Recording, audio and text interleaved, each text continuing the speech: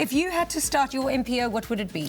I think my NPO would be based on children development. It would definitely have to do with the kids. You know me, Jeannie, I'm always stuck into the kids. But people who believe in a holistic form of giving back is Hope Africa Collective.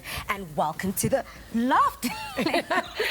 So we are joined now by Program Manager Dr. Brandon Webber, Hair Training Coordinator Ziyanda Makngatu, alongside graduate Veliswa Dwiwali, to hear more about their initiative. So we're asking you on our socials, what would you like to know about increasing employability?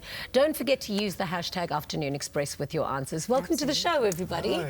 Thank you for having us. Lovely to have you here. First of all, tell us about the Hope Africa Collective. What is it? Yes, Hope Africa Collective is an initiative that seeks to increase youth employability. As you know, poverty is a huge problem in Africa, especially in sub-Saharan Africa. Yeah. And so what the heart behind Hope Africa is to provide holistic development of youth between the ages of 18 and 35 and provide a sustainable exit from extreme poverty.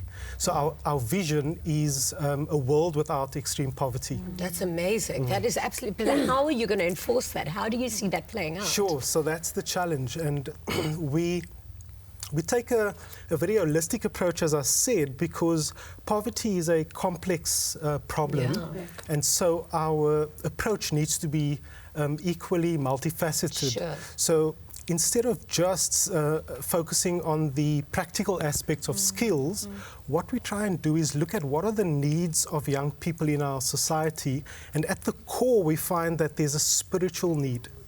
So at the very core, how do I view myself? How do I view the people around me? Wow. And that largely is a spiritual question.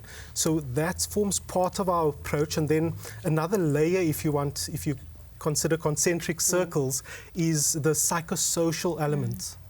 Young people in under-resourced areas face quite a lot of traumatic experiences. Living in a way where you are just surviving can be quite traumatic, and it affects the way that you view yourself and your opportunities. Exactly. And so we have a program that looks at that as well. And so only once students go through that process do they come to the outer ring where their felt needs or the practical needs are addressed. And so I suppose a lot of people in those areas don't even know that they have opportunities available to them. So this is an unbelievable initiative. Yeah, absolutely. Ziyanda, you're specifically in charge of, you know, the hair part. Broken down what Brandon was saying, you know, you've got the skills trades, you've got the hair trades, you've got the early education, and Ziyanda, you are hands-on in terms of teaching these students, teaching these graduates hair and everything that has to do with it, whether it's the business side and owning and running your own salon. Why did Hope Africa Collective decide to focus in and hone in on salons? Hope Africa first saw a need, because most of people, they are really gifted when it comes to doing hair. But some of them, they're really not believing in what they have. And some of them, they are really maybe not educated, but they do have some skills. But so we had at least to lift up them and make sure that we have the things that we could offer to them that really could make something in living. But why hair salons in particular? Like, out of all the businesses that you could have put together, why is hair salons? yeah, so if I could take, so early on... I mean, trust me, I know the bad you are, the hair salon. So that's exactly the reason, right? Because, because the beauty industry is huge, and there's no exception in the township kind of setting. So in every township you'll find a spaza shop, a bottle store, but something to uplift the community, beauty, and so hair. Absolutely. Now, you actually have one of these salons. You've got two, in fact. So how did you become part of this initiative? Okay, as I'm staying in Philippines, so I attend a course here by there in Hope Africa. So they give me one of the container. So I work there. So my client all start to know me. So then I'm famous now. They come. I suppose it's awesome. about building a reputation within your community as not only a good businesswoman, but a talented one at that. I mean, Veliso, I had the privilege of visiting one of your salons, and I was just so humbled by everything I saw. You've decided to pay it forward. So not only are you empowered now, but you've now employed other people within your community to serve and continue to give back. How does that feel like for you? Yeah, it feels so good. I knew one thing, that to being my own boss, it's not by me, but it's by calling of God. So to take care of others. Absolutely. And Ziyanda, how has it been like for you? What are some of the most touching stories that you've seen and come through your training?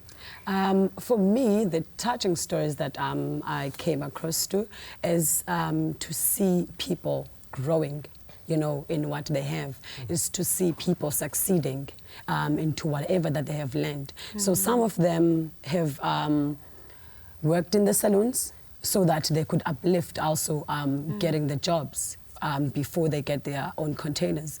Some of them, they owning their own containers. So seeing them that whatever that they have been dreaming for has been fulfilled by Hope Africa Collective, it makes me to feel very positive of what we offer to people that has like so much potential when it comes to hair.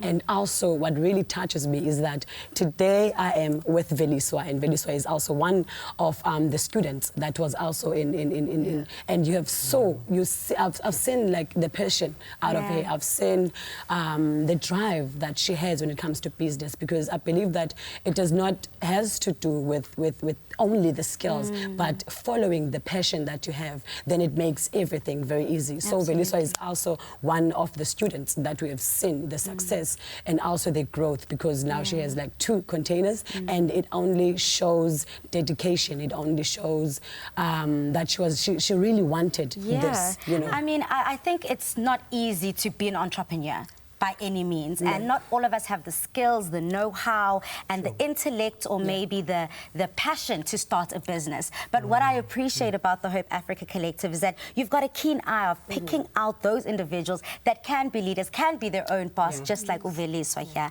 and they're absolutely killing it in their community. And we've asked you on social media earlier on in the day, what would you like to know about increasing your employability? And Tana Deeds asked, so Brandon, maybe you can take on this question. Thank you so much for adding your question, Tana. What skills can people from under-resourced communities learn about increasing their employability? Sure. So there's a major problem in under-resourced communities when it comes to social capital. So making securing networks where people can introduce you and refer you is very valuable. And research shows that if young people have an idea or some kind of training in financial literacy, for some reason that increases their employability. Wow. Yeah. Amazing. I guess it's all about the money. So please do let us know on our social media platforms what you would like to know about increasing employability. Remember to use the hashtag Afternoon Express in your comments. And after the break, we chat to Tiara Pathan, the founding member and CEO of the Dress for Success Cape Town NPO.